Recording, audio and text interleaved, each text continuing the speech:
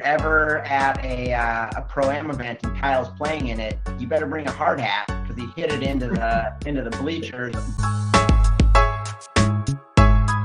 Maybe I'll just do Rice-A-Roni. The same position too, right? Hey everyone, welcome to Reading the Green and our Golf DFS preview show. I'm Mike with Kyle and Jordan. It's Tuesday, January 25th, and we've been teasing this show for a while. We got our Farmers Insurance Open preview, and certainly we'll recap the big RTG golf trip to Torrey Pines in late 2019. But first, RTG is the only fantasy golf source that is completely bias-free. We give you great player advice every week, but we also make sure that we tell you which fantasy pros out there are also giving the best advice. So it's something unique. That's our show, and we hope you enjoy that. You can find us on YouTube at our Reading the Green channel, on any major podcasting platform, and on Twitter at RTG Podcast DFS. Please like us and subscribe, leave some comments, help us understand what's going out there and what people think about our show, and we just want to get better. So looking forward to talking to many of our listeners. So in this episode, we will get to the Farmers Insurance Open eventually. We'll talk about the American Express. We have a big night with Swag Golf as we have an unopened package to get to. But first, guys, I was with my dad and my brother this weekend, and my brother told me that my birthday wishes to my dad were a little brief. And I felt bad about that. So I will not say happy birthday this time to my dad, but more of a thank you, because my dad's the one that got me into golf. He was, as long as I can remember, he and I have been on a golf course, and we still enjoy doing it today, 30 some years later. And I have a lot to thank him for when it comes to getting me introduced to this game. So I thought I'd maybe ask you guys, Jordan, maybe you want to start kind of who got you into golf, and what do you think about as you have kids that are approaching golfing age, and what do you think about passing the game along? Yeah, absolutely. Mine was my parents. Both picked up golf at the same time I did. I was 2 when they started golfing, and they just brought me along because they didn't want to get a babysitter or anything. So they got me a single plastic club, I would just run straight down the fairway and hit the ball. I still remember I was maybe 4 or 5. All I had was a 7-iron at the time, and my head went flying off, and I cried and cried. My parents had to quit the round because I was so upset that my golf club broke. But yeah, and now my mom was the one that really encouraged it. She's had the most rounds at her country club for like 6 years in a row. And I say country club, it's in South Dakota. It's a nice little semi-private course, but she plays just about every day now that she's retired, and it's fun. And I've already started. I was just telling these guys, my 2.5-year-old was at the simulator with me Saturday morning.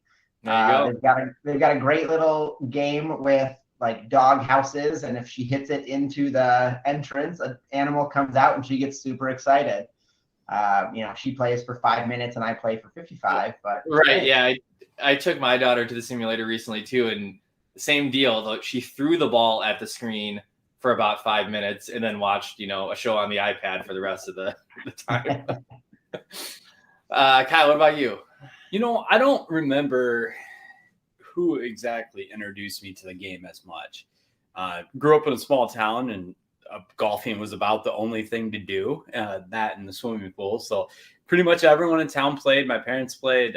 My grandpa's certainly growing up as well. So I don't remember, who introduced me as much, but definitely we'll try to pass it on to my kids. And my oldest is about 5, and he enjoys his plastic clubs. He has a right-handed set, but he swings everything left-handed. So he'll actually hit it with the back of the club and still gets pretty good contact somehow. So that's going to be perfect for when he has to hit those like rescue shots off a tree, and he's got to like flip the club over and hit it opposite. Yeah, he's ready for the interview. He's been practicing since he was 2. All right, well, good. He smashes that ball. I've seen him. It's ridiculous. He does. Yeah. And the nice thing is we have much more yard space now, so I don't have to go over the fence into the neighbor's yard every time he smashes one. It's fun. It's fun to get the little kids involved in it. And Jordan, I like your story about what your parents did, because like I've been doing that with my daughter. It's just she rides along in the cart, she runs all over the place, and I think that's like I said, like tying it back, like that's what I did with my dad. I think I learned to play the game was get close enough to the green where I could throw it on the green, and then I just play from there.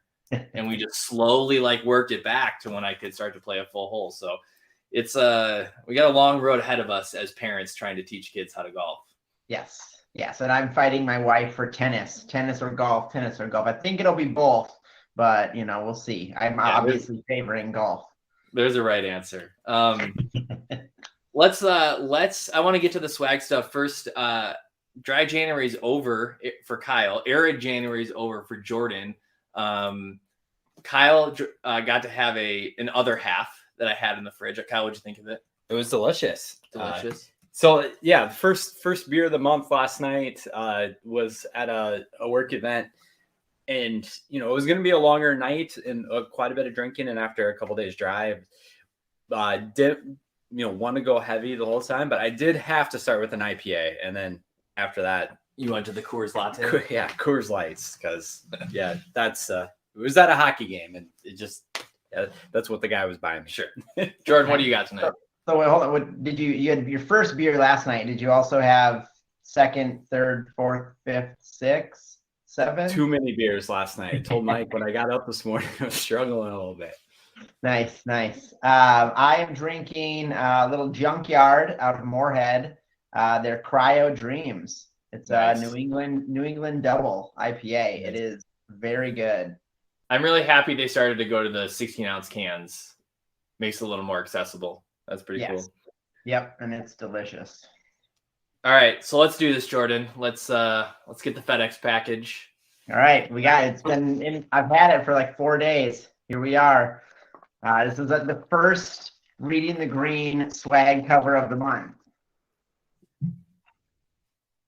So we know what it's gonna be. We just don't know what color or if it's a special, right? Yes, it's the cat. The little I think Chinese cats with the hand up, and sometimes they move. Mike, you remember that that Chinese buffet we used to eat at when we worked in Best Buy? I don't know. I don't remember what it was called. But buffet. All right, you guys will get to see first. Okay. What did we want? What color did we want? We wanted red. We wanted the red one. Why do we want the red one? We're hoping that this is the ugliest one of the year, and we didn't have to waste one of our special ones on this one. So that's the deal. Cover of the month, right? So we paid an annual fee to get a dozen covers. And I think we talked about this when we entered, but there's sort of varying levels. Some will be sort of standard, and then they'll kind of go up in rarity. And we didn't really like this design so much, so we just getting the standard cover this month was worth it. Yes, and no one else likes this design either. So like the rare ones are reselling for like $400, maybe $500 at most, when they should be double that. Like if it's a good regular cover like this, it'll go for that much money. But no one likes the cats. So what are we gonna do with this one? We'll figure it out. Well, I'm assuming we'll sell it at some point for sure. Not because unless one of you guys want it on your bag. I have a mallet. You said we wanted red, and that's because red's selling better right now? Because it's the regular, like not special at all. Yeah, okay. So there's an all gold one that was special, and then there's like a silver that is the super limited one. And you only get one super limited and 3 specials, and we didn't want to waste them on this cover. Gotcha. Perfect. Well, that's great. In the books, we'll wait till there's only 11 months left, and we still have 4 of the more rare covers out of those 11 months. Look at Jordan playing the odds right there. I love that. I'm pumped. We really want July and October have been the last 2 years the best 2 covers. So those are the ones we want the special ones on. All right. Well, interesting. We got listeners have a lot of listening to do to keep track of this. So I'm excited to be a part of it. Let's let some of that success dovetail into our conversation about the American Express. I think we had a little bit better week than last week. I think I know, Kyle, you were pretty good in the cash games. Yeah, cash was strong. All my cash lineups cashed. So that was nice. GPP was kind of a mixed bag. I was in 2 different 20 max contests, and I just didn't catch any lightning in a bottle with those cheap guys. We talked about it going into the event. You knew somebody in that lower price point was most likely going to win. That was the history of this course, and unfortunately, did not have Hudson Swafford in any of my lineups. I don't think a lot of people did, but even though he's a past champion. Yeah, past champion. There was definitely some people in the that top 15 group that could have made Sunday a lot better. It was, I think I texted you guys at one point. It was fun just with that bunched up nature of this contest. I mean, on Sunday with 5-6 holes to play, could have been like 9 guys could have won. Yeah, I think Swafford was 22 under, and there's a huge group at 19 under at that point, or 20 under. So yeah, it was overall a good week for the cash contest, positive, which is always what we want. So I have a couple of notes on just on things to react to. First of all, the golf coverage between ESPN and the Golf Channel, like, this continues to be a debacle. And I know, Kyle, we were texting about it, but ESPN, right? They slip in and get the rights to some amount of PGA. They have the partnership with PGA Tour Live. And you flip it on Sunday morning and you can't get the leaders. And you can't get the leaders until the coverage shifts over to Golf Channel. And it was funny because when you went over to the Golf Channel, when the coverage was starting, they still had the women on. And the women went to a playoff. And then they cut the women off to go back to the men. And I was just like, what is going on here? Yeah. And I want to know, I'm sure it's something with broadcast rights, and I haven't dug into it, but it's just a poor setup. I thought going with ESPN, it was going to be better this year, because last year there was always a situation where you had the 20-minute window when the leaders around the course that no one was showing anything. I don't understand how they have these set up. And when they cut over to that women's event, so there's a women's event, and then there's like a celebrity event at the same time. Part of it, yes. Yeah, and they're just bumping music while Annika Sorensen's trying to putt to go to a playoff. It was very interesting. Anyways, so I thought that was a bit of a debacle. Did you guys notice on Thursday and Friday, though, they had featured groups, but they showed everyone? I don't know if you watched on ESPN Plus at all. They did. They have been doing that. And I think group, but then it was basically the main feed coming into it because they weren't focusing on 1 or 2 groups. Well, because they got time in between shots and stuff, so but like usually the featured group only shows that group, and then they show them walking to the next tee box, and then they hit. That's how the Masters does it. But they were getting felt like that was ESPN getting around there. Right, like featured maybe coverage by showing you saw a lot more golf than just the featured group. Anyways, at 1:30 in the afternoon on Sunday, I got to watch Camille Villegas on the back 9 of a totally mediocre final round. So that was great. Okay, a couple other things. Obviously, so we had our Thursday overreactions, which we tweeted out because it's fun to think about exactly what's going to happen on Thursday and then have none of it come true. Rahm and Cantlay, it was like, oh my God, how did we miss this? How do we miss just taking Rahm and Cantlay all weekend and those guys popped to the top on the leaderboard on Thursday? Nowhere to be found on Sunday. Which they were on the top of the model, but 2 guys at that price point. Yeah. We kind of, most of our builds, I would say, we picked one way or the other. We didn't stack them double. Right, but the comments like in Twitter in the DFS world were, well, the sharps were onto it. They knew that these 2 guys were going to blow the field away, and then the next thing you know, Rahm's getting picked up on a Patreon's cell phone that says, this is the worst course setup. I'm not using the colorful language he did, and it's just a putting contest. I want to get out of here, and so clearly, like, those guys kind of checked out for the weekend, and And I guess it is what it is. That's fine. Open up the door for guys like one of our favorites, Tom Hogue, or at least my favorite. I'm the one that talks about him all the time. I purposefully did not mention him, so you could. Yeah. Well, I did take a secret play on him and put him in my my tournament core, and that didn't really help all that much because I had a couple of other whiffs with like Taylor Moore and Seamus Power backing up on Sunday. But we'll get into it in some episode, but want to see Tom Hogue have a good year here, and it was kind of too bad that he missed out on getting that win, but can't be disappointed with the second place. So Tom Hogue, only had 2 mentions, so they lower on the mention share side, but he did have a good MPI. And that's what I told you. Like on Thursday morning, I was like, he's the 5th highest in the power index. You got to go for him, Mike. I did. I put him in my. You always regret not picking him. Well, he was in. I had him in one cash lineup and then a bunch of tournament lineups. So good week for him. On the other end of the spectrum, I had way too much Ricky Fowler. Same. Way too much. And I'm saying he's going in the Koepka bucket. Actually, Koepka bucket is even reserved for like good tournaments. I don't even think he's coming out of that for like the Masters or anything. Yeah. He might be in his own bucket. Or is there a subset of the Koepka bucket that has a special place for Ricky? So a couple of other things from the American Express. Obviously, we talked about Hudson Swafford winning. I talked about it in the rapid reaction. He had a pretty great eagle on 16, backed it up with the birdie on 17, and nobody really had a chance. He only had 10% of the mentions and a 56 index on the power index, so probably wasn't someone that we were going to pick up on. And so for those that did, obviously that certainly paid off.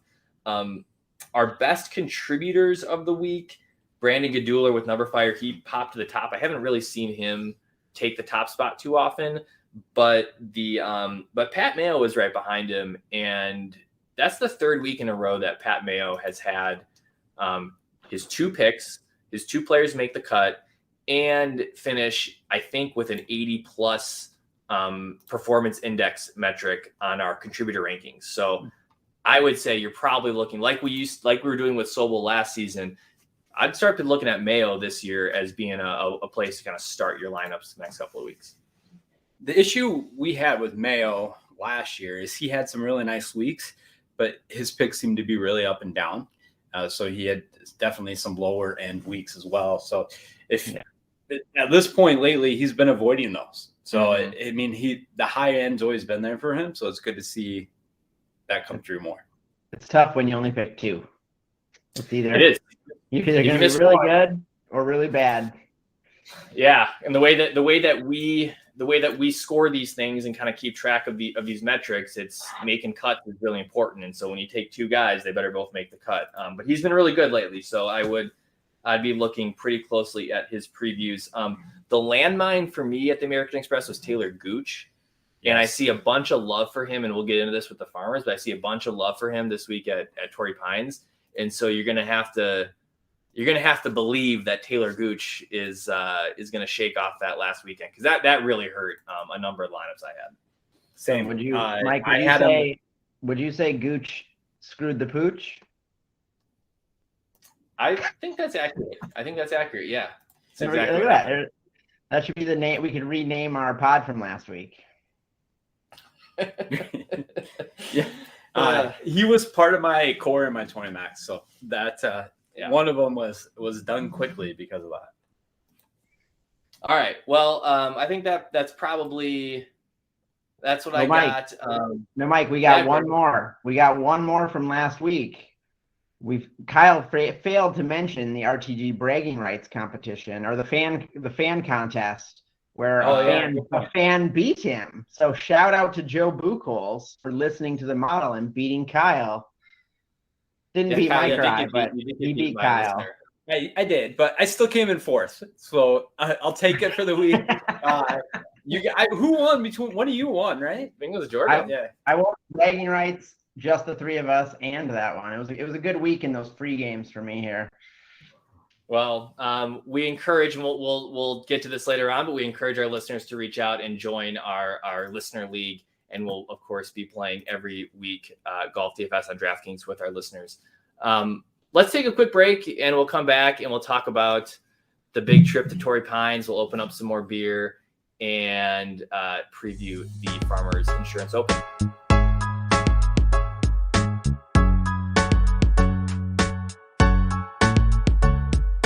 Hey everyone, welcome back. We have our second half of the show tonight, and we're going to get into the Farmers Insurance Open at Torrey Pines. First of all, just a reminder, you can play DFS golf with us on DraftKings. Please leave us a comment on any of the platforms, ask to join, and we will send you an invite to our listener league. So PGA Tours at Torrey Pines. This is a favorite spot, I think, of a lot of PGA Tour fans. Obviously, you get a U.S. Open type venue, set up a little bit easier, but still a pretty exciting tournament.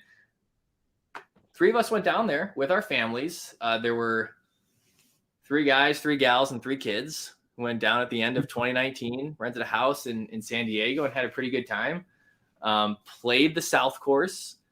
And for those not familiar, it's a municipal course, so like anybody can get on. It's a little bit difficult to finagle an out-of-town reservation. You know, you got to pay a reservation fee, you got to pay a booking fee, and you pick a date 90 days in advance and just hope you get a good day. So we played, I think, on New Year's Eve, and Great weather. It was all right. It was San Diego, very San Diego weather. Yeah, and it was like supposed to rain, and then it didn't, and we had a good time. Here's the thing that I love about Torrey Pines, and I've only been there once, but they just totally embraced the municipalness of the golf course. Like the kikuyu grass is like mixed with crabgrass, and it's like it's as if it is the same grass that you'd find at your municipal that you're paying $25 to play at, but it's just like in perfect shape, and it's really hard. And it's worth every dollar that you spend there, and it's still half the price of playing at some of like the really high end places. So it's a really, really cool, unique spot. How about you guys? What do you remember about the trip? Well, 2 stories. One was from the first time I played in high school. I actually don't know if I've ever even told you guys this. A fox came out onto the course and picked up my ball and ran off. That is great. Like the third hole. And I had no idea what was going on as a high school, 17-year-old dork. But yeah, don't know if I told you that one before. But at least, and then from the trip, the most memorable moment came on 18, where if you're ever at a Pro-Am event and Kyle's playing in it, you better bring a hard hat, because he hit it into the bleachers, bladed it over the green. Hey, but it came back in onto the stand drive. He didn't have to hit it off of the stands. So it was pretty cool. We got to play with the stands up and everything. It was a lot of fun.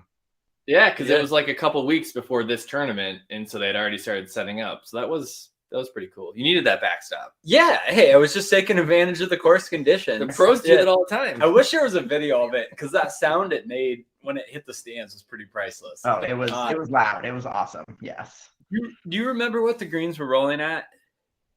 No, but I do remember actually.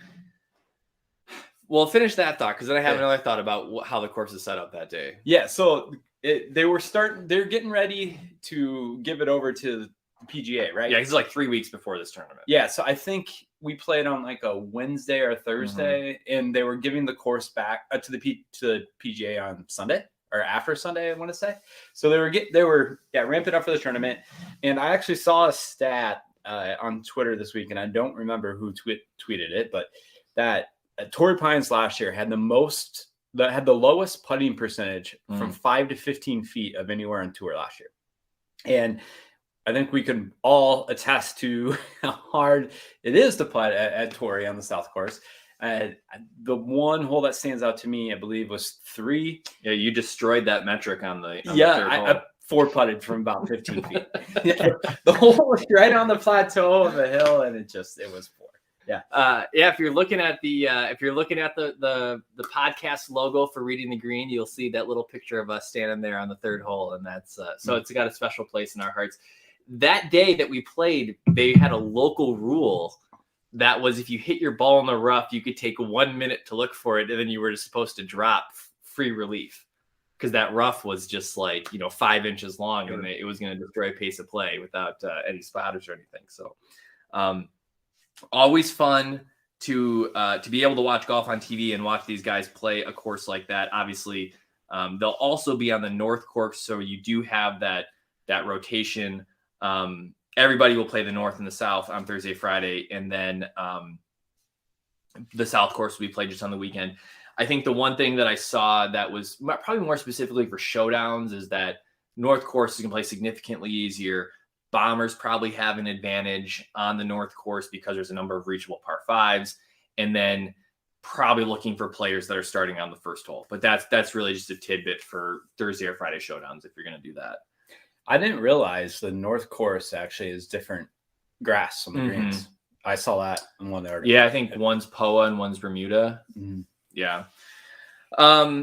So as far as how our model is looking this week so far, I think we have most of our contributor picks in, so we can make some guesses at where things are going to shape up. But what are you seeing, Kyle?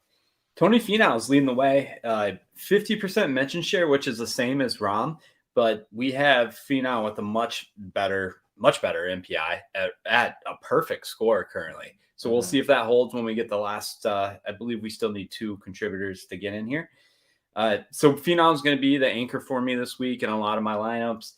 I am also going to have exposure to Will Zalatoris. He's coming in at about 40% mention share, but also a very strong MPI. And then going down the board a little bit for my third play of the week, Aaron Wise, only about 25% mention share so far, but a solid MPI at a 75. And really, when you get down to that $7,000 price point, he's 7,500. 75 is a pretty good MPI. Mm-hmm. So he's also going to be part of my core this week. Also high up on the board is Max Homa coming in at 41% mention share, and then Ryan Palmer at 35%. Mm-hmm. I like Zalatoris. I think we kind of were scratching our heads a little bit because we hadn't seen a bunch of him, and he just exploded last week. And I hope that's the form that he's going to take forward because he certainly had a great year last year, and would like to see him repeat that and maybe get his first win. He looked like the Will of last summer as opposed to last fall, which was refreshing. Just a couple of comments. I think just so we can reiterate from week to week here, there's really 2 metrics that we're looking at. So Kyle talked about mention share. So that's basically the percentage of contributors whose picks that we're looking at, how many are going towards specific player. So the more consensus usually is going to imply that player has a particular edge this week. Then we also have a proprietary metric that we've built around a power index score. And so that's on a grade of 0 to 100. And so we're looking for players, hopefully, that are grading out between 80 and 100 on that scale. And that's an indication of better contributors are making that pick. So again, Tony Finau topping out the model this week so far. And I think that's so far the last couple of weeks, we've seen really good performance, above average performance from players that are in that top grade. So glad you bring that up and get into the MPI a little bit, because that highlights a player I think we need to talk about. Mm-hmm. Patrick Reed. Officially sponsored by Swag, Patrick Reed. Is he really? Yeah. Oh. I didn't realize that. Yeah. I feel like that is a pretty good last year.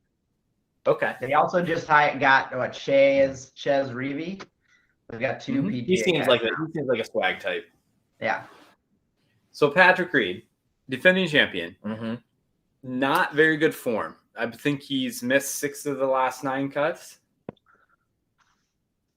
So he's a tough guy for me. If I was just building a lineup without some sort of data to back this up, I don't think Reed would be somebody I'm looking at just because of his form. Yeah, I think what you're going to see in some of the contributor material that we've read through is that, and this was happening, is you're seeing a small number of contributors that perform really well for us are picking Reed.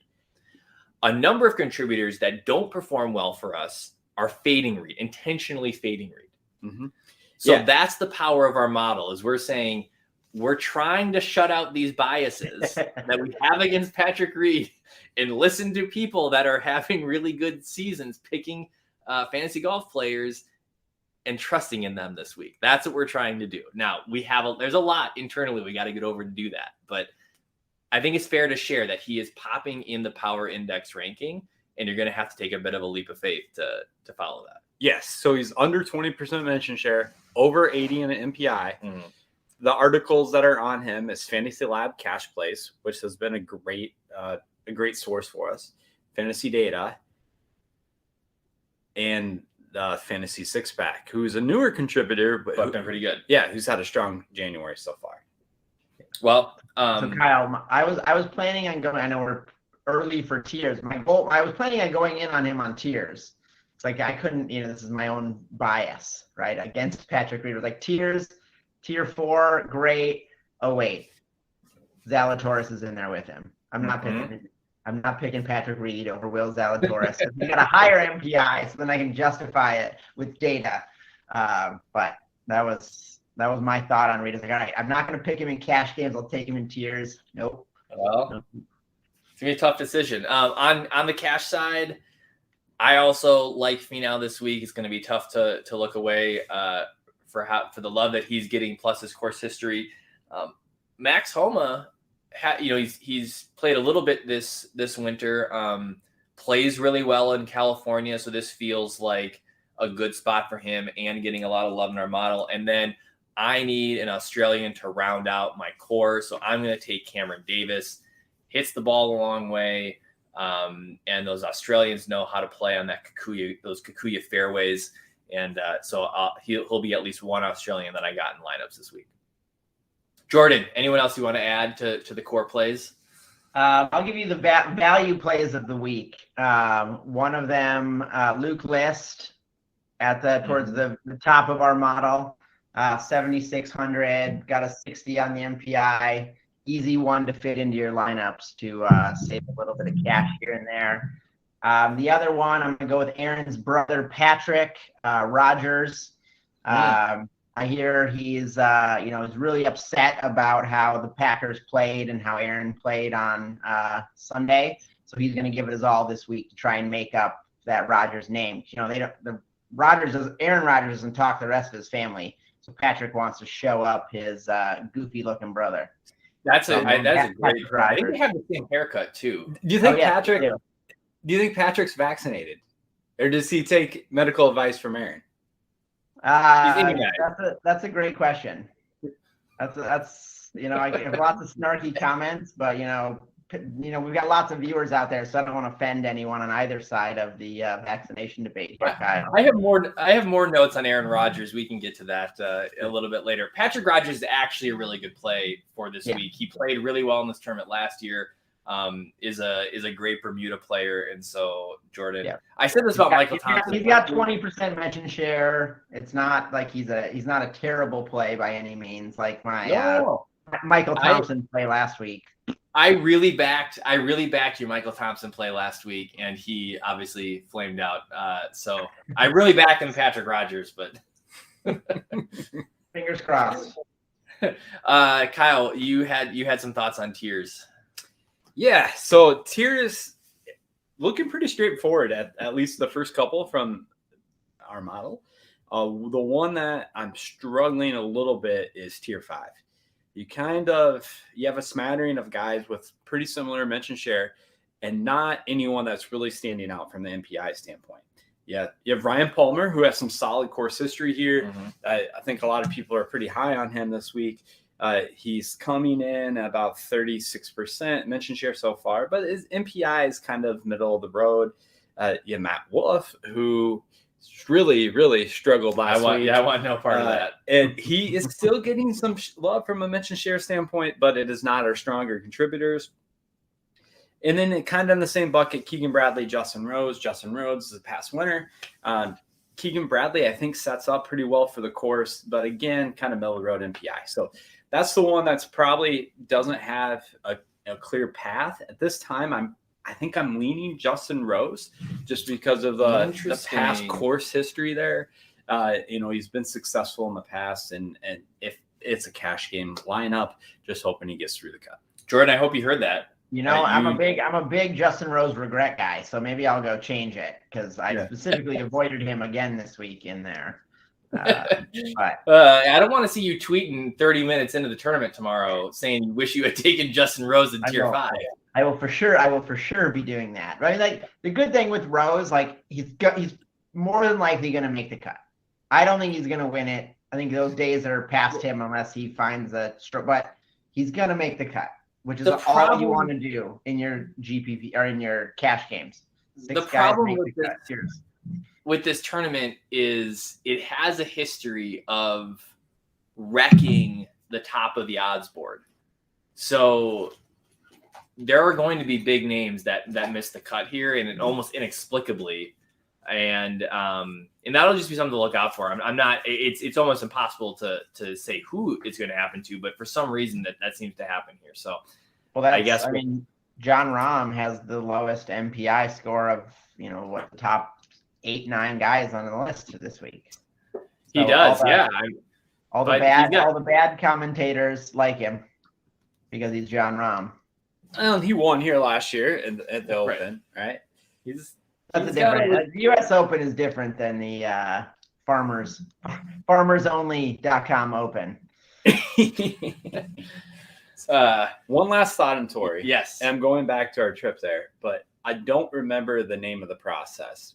But the solo random guy that got paired with us last year. Oh yeah. He purposefully defaced his golf equipment so he could stop himself from serially reselling equipment every year. Oh yeah, he did say that he rusted out his wedges. Rusted out. That's what it was. It was all of his irons. It was all of his irons. That's right. Yeah. Just so that he didn't. Just so they had no resale value. Yeah, because what he was telling us is every year he got in the habit of buying and reselling clubs, and he wanted to stop himself from doing that.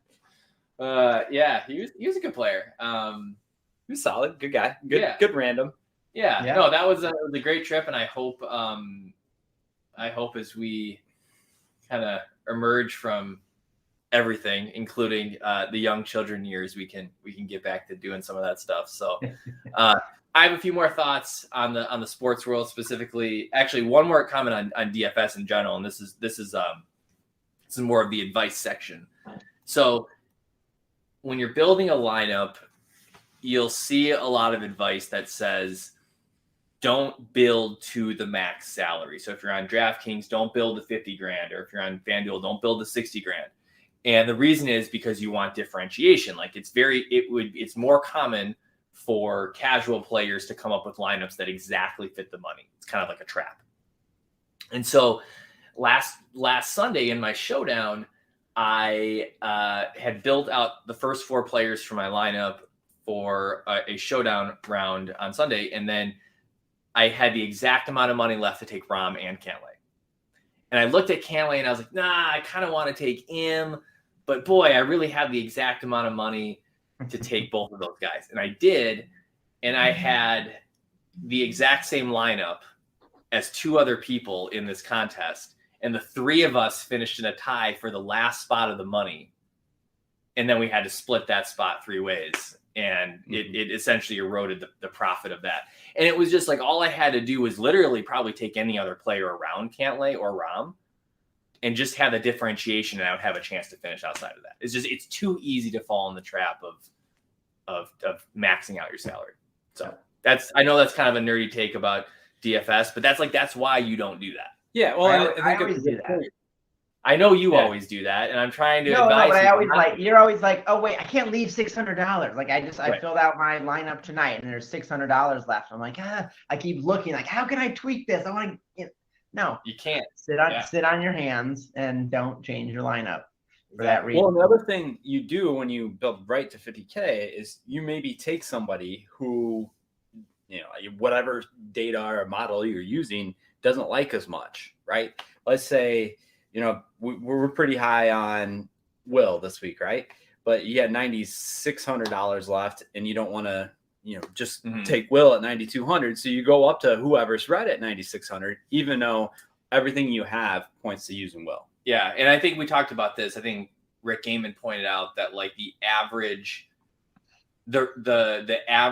winning lineup was between 48.5 and 49.5.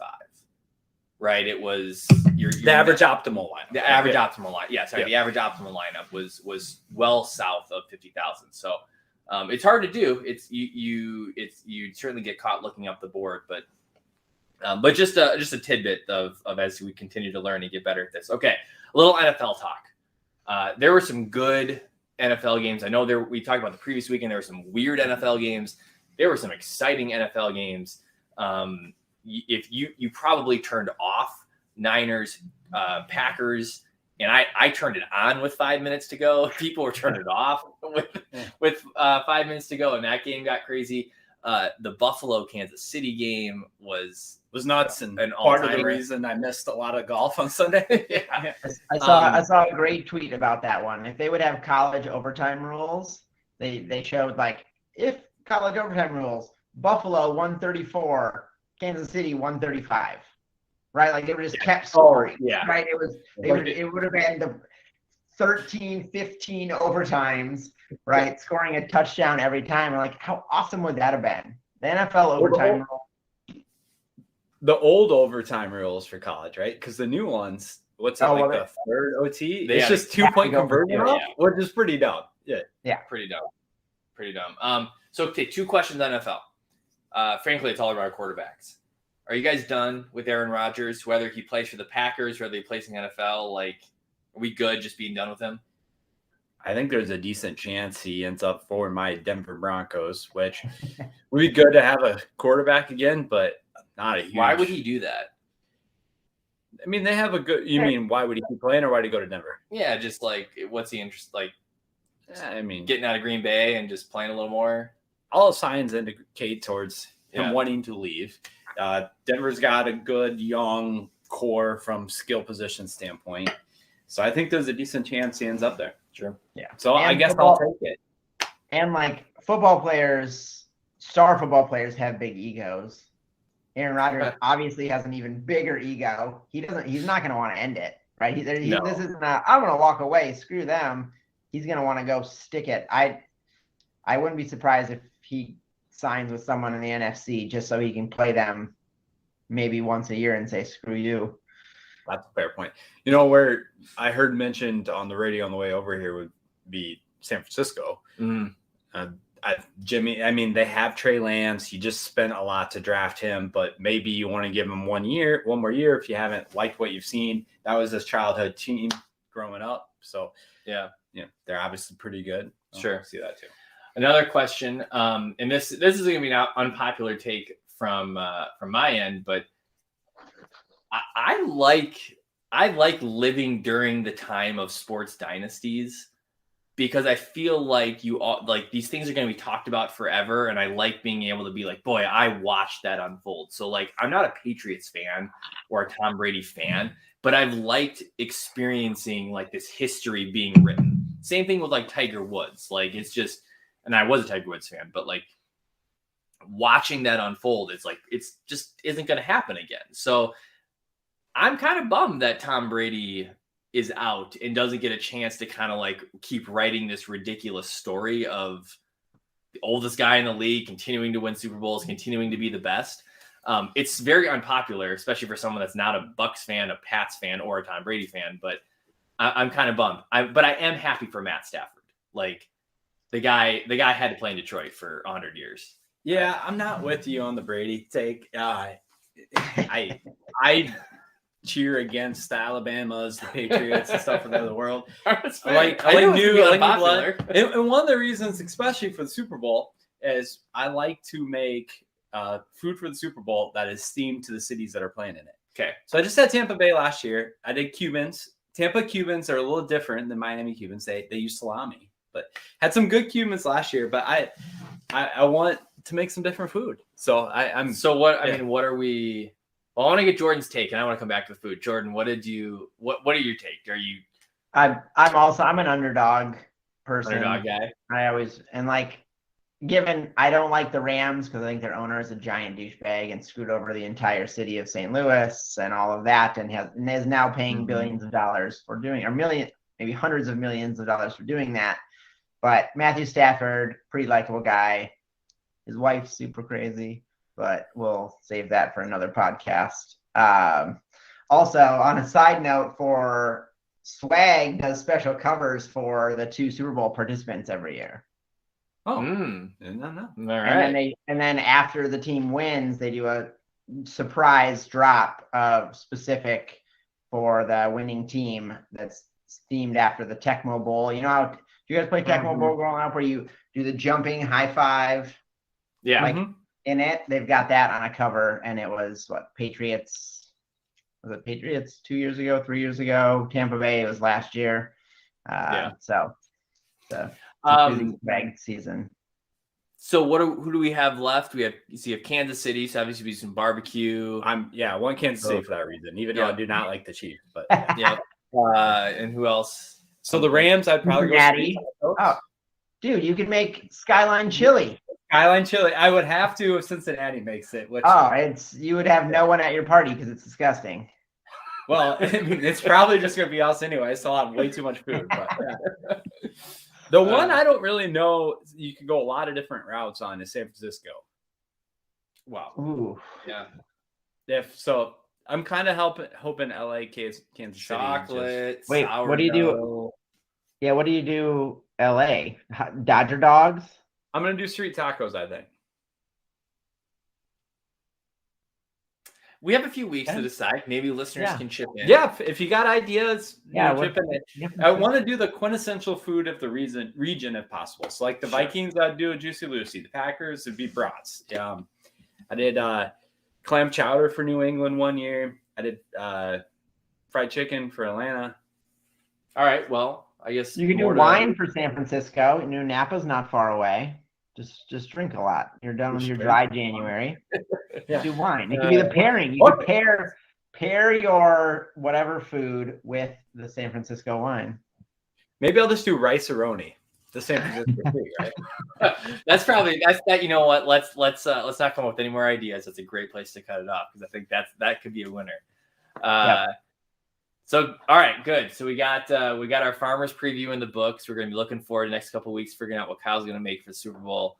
So good luck to everybody at Torrey Pines in your DFS contest this weekend.